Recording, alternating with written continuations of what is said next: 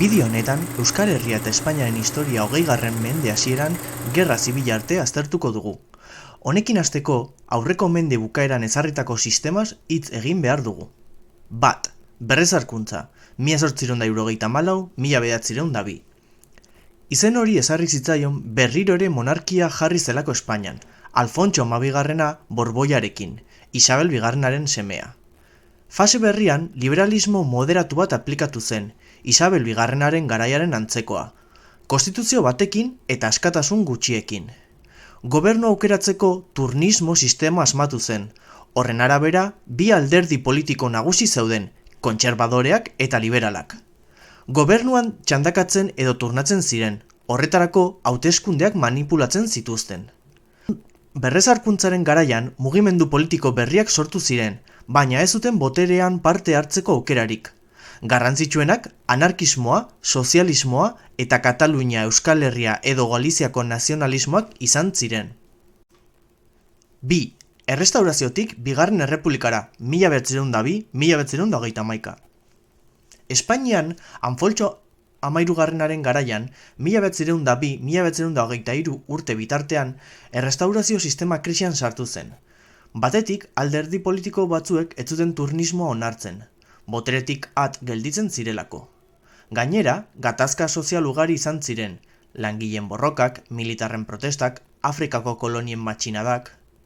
Primo de Riveraren diktadura, 23-tik 30 ezarri zen orduan, errestaurazioaren krisia aurre egiteko. Militarrek, elizak, noblek eta erregeak babestu zuten diktadura.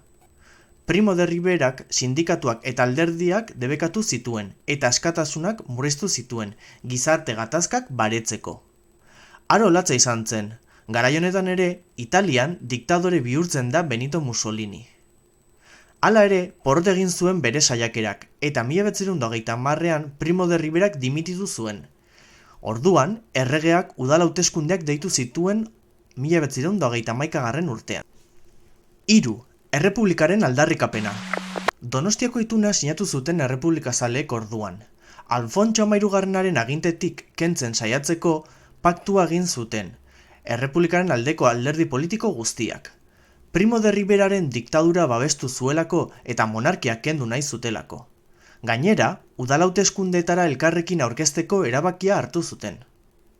Orduan, 1931ko udal hauteskundetan alderdi errepublikazaleek irabazi zuten hiri nagusietan. Egoera honetaz baliatuz, apirilaren 14an Bigarren Errepublika aldarrikatu zuten. Bitxikeri bezala, Eibar izan zen errepublika aldarrikatu zen lehen hiria.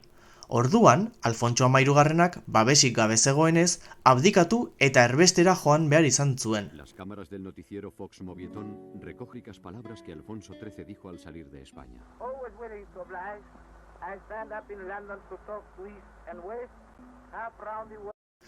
Parlamenturako hauteskundeak egin ziren orduan, eta ezkerreko errepublikazaleek irabazi zituzten hauteskunde hauek. Hau, Bigarren Errepublika, 1931-1936. Konstituzio berria idatzi zuen parlamentu berriak, Espainiako historiako aurrerakoiena. Printzipio hauek jasotzen zituen. Lehenengoa, eskubide zabalak onartzen zituela, biltzeko, banantzeko. Bigarrena, autonomiak onartzen zitzaizkien Kataluniari, Euskal Herriari eta ondoren Galiziari ere. 3. Sufragio unibertsala onartu zen, lehen aldiz emakumei ere bozkatzeko eskubidea onartu zitzaien. 4. Espainia estatu ez konfesionala deklaratu zen, hau da, erlijio ofizialik ez zuela Espainiak. 5. Gizarte ongizatea bultzatu zen, hau da, irakaskuntza publikoa bultzatu zen, lur banaketak eman ziren, eta bar. 5. Biurteko erreformista, 1931-1933. Errepublikaren lehen bi urte hauei, biurteko erreformista bezala ezagutzen zaie. Garai horretan, ezkertiarrek aurrera eraman zituzten erreformengatik. Parlamentu berri honek ezkerreko gobernu bat izendatu zuen. Manuel Azaña izan zen gobernuko presidentea. Hainbat erreforma sustatu zituen. Lehenengoa, nekazaritza erreformak bultzatu zen, nekazarien bizimodua hobetzeko. Landatu gabeko latifundioak, hau da, noble eta burgesen lursail handiak, nekazari jornalarien artean banatzea zeuen helburu. Hala ere, porrot egin zuen, ez zuelako lur asko banatu. Porrot honek nekazariak haserretu zituen. Bigarrena, Kataluniari autonomia eman zitzaion. Euskal Lurraldeak errepublika bukaerara itxaron behar izango zuten beren autonomia lortzeko. Hirugarrena, erreforma militarra sustatu zen. Gobernuak armadaren ofizialen kopurua gutxitu nahi zuen. Gainera, militar asko erregezaleak eta erreakzionarioak ziren, eta hori arriskutsua zen. Horri guztiari konponbidea emateko, militarrak errepublikari leialtasuna zin egitera behartu zituzten. Zin egiten ez zutenak erretiratzen zituzten, baina neurri horrek militarrak haserretzea ekarri zuen. Laugarrena, lan erreforma egin zen, gutxieneko soldatak ezarriz, istripua segurak onartuz. Enpresaburuak haserretu egin ziren, diru gehiago jarri behar izan zutelako. Bosgarrena eta azkena, hezkuntza erreforma. Hezkuntza erreforma egin zen irakaskuntza publikoa indartzeko. 10.000 eskola sortu nahi ziren eta elizari hezkuntza eskumenak murriztu nahi zituzten ere. Hau, garai gatazkatsua izan zen, gobernu berriak oposizio gogorra izan zuen eskubiko zein ezkerreko alderdien aldetik. Alde batetik, eskubiko oposizioa militarrek, elizak, monarkikoek eta bar osatzen zuten. Erregea itzultzea eta erreformak bertan bera uztea nahi zuten. 1922an, Sanjurjo generalak estatu kolpe bat ematen saiatu zen, baina porrot egin zuen. Bestetik, ezkerreko oposizioa anarkistek, sindikalistek eta komunistek egiten zuten. Erreforma sakonagoak nahi zituztelako. 1923an, anarkistek lurrak okupatu zituzten. Casas Viejasen, Kadizen, lurrak hartu eta komunismoa aldarrikatu zuten. Gobernuak erreprimitu eta hainbat anarkista hil zituen. Giro honetan, Casas Viejaseko gertakariak eta gero, Manuel Azañak, errepublikako presidenteak, dimititu zuen eta hauteskunde berri batzuk deitu zituen. 6. Biurteko kontserbadorea edo biurteko beltza, 1933-1935. Ezkerreko gobernuaren goraberak eta gero, errepublikaren bigarren garaia hasten da, biurteko beltza deiturikoa. Bertan, hauteskundetako garaia eskubiko koalizio bat izan zen, CEDA deiturikoa. CEDAk, Confederación Española de Derechas Autónomas esan nahi zuen. Lehenik, erreformak blokeatu zituen gobernu kontserbadore berriak, eta atzera boterea eman zitzaion militarrei, elizari eta lurjabei. 1924ko urrian, iraultza saiakera egin zuten orduan ezkerreko alderdi eta sindikatuek errepublika eta erreformak arriskuan zeudela ikusten zutelako. Espainiako leku askotan greba iraultzaileak antolatu ziren. Asturiasen hilabete iraun zuen mehatzarien iraultzak Frankok erreprimitu zuen arte. Katalunian errepublika federatua aldarrikatu zen.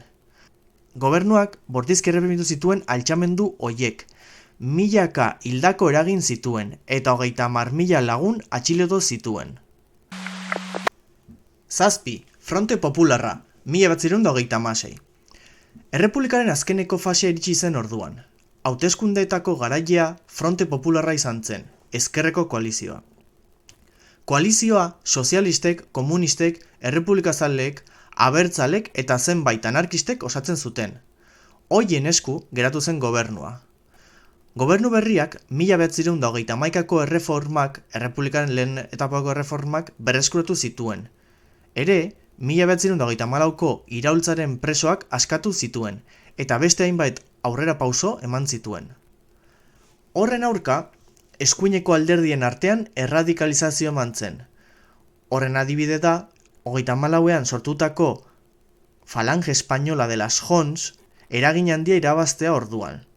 Hau, Espainiako alderdi fascista zen, ultranazionalista, militarista, imperialista eta ultrakatolikoa. Italiako fascisten antzera bortizkeria erabiltzen zuten ezkerreko alderdi eta pertsonen aurka.